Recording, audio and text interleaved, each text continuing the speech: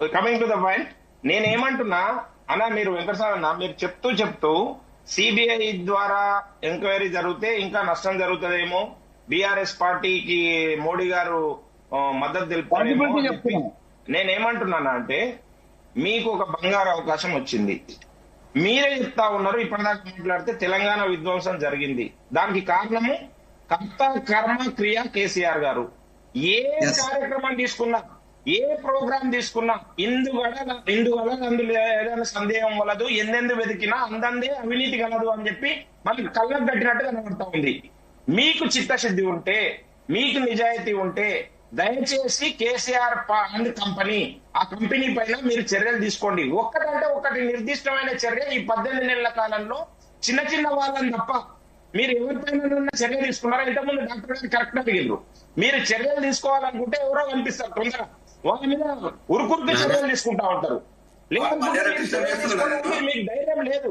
నేను అదే అంటున్నానా, మీరు వారు చేసిన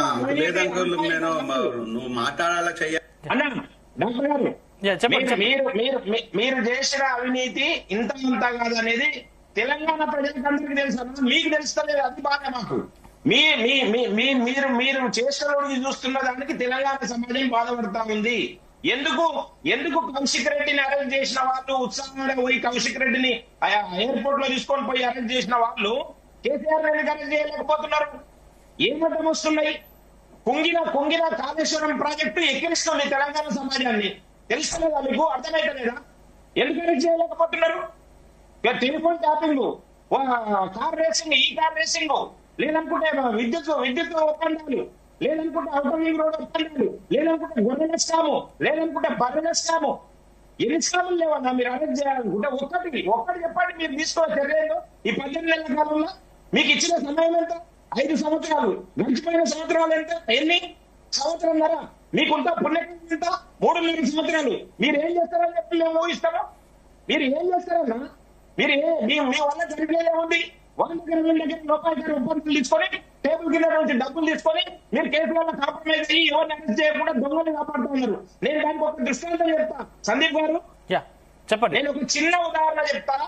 వెంకటస్వాములకు ధైర్యం ఉంటే చెప్పమని చెప్పండి. రాష్ట్ర ప్రభుత్వము విజిలెన్స్ కమిటీ కాళేశ్వరం కమిషన్ పైన, కాళేశ్వరంలో జరిగిన అవినీతి పైన కమిషన్ కాకుండా, పీసీ ఘోష్ గారు కమిషన్ కాకుండా విజిలెన్స్ కమిటీ వేసింది ఒకటి. విజిలెన్స్ కమిటీ 35 మంది అధికారుల పైన చర్యలు తీసుకోమని చెప్పి దాంట్లో 17 మంది అధికారుల పైన ఇంక్లూడింగ్ ఈఎల్సీ, అప్పటి ఈఎల్సీ పైన క్రిమినల్ చర్యలు తీసుకోమని చెప్పి సిఫార్సు చేసింది విజిలెన్స్ కమిటీ. దాంట్లో 17 మంది పైన క్రిమినల్ చర్యలు తీసుకోమని చెప్పి సిఫార్సు చేస్తే దాంట్లో 5 మంది అధికారులకి పదోన్నతి కల్పించారు, అంటే ప్రమోషన్ ఇచ్చారు. ప్రమోషన్ ఇచ్చి అధికారులను పక్కన పెట్టుకున్నారు. దొంగలతో సహవాసం చేస్తున్న ఈ రాష్ట్ర ప్రభుత్వం, రేవంత్ రెడ్డి ప్రభుత్వము న్యాయం చేస్తుందంటే నమ్మమంటున్నాం మమ్మల్ని. ఎందుకు ఇలా మనసు అనుకుని మీరు సపోర్ట్ చేయడం కోసం ప్రయత్నం చేస్తా ఉన్నారు? సపోర్ట్ చేస్తా ఉన్నారు. దొంగలకు మీరు సపోర్ట్ చేసుకుంటా మేము చేస్తామేమో, కేసీఆర్ సపోర్ట్ చేస్తామేమో అని చెప్పి లేని ఊహాజనితమైన ప్రశ్నలు తీసుకొని వచ్చి ప్రజల్ని మభ్యపెట్టడం కోసం, తప్పించుకోవడం కోసం ప్రయత్నం చేయకండి అని దయచేసి జీ న్యూస్ వేదిక ద్వారా నేను మిమ్మల్ని చేతులెత్తి వేడుకుంటున్నాను.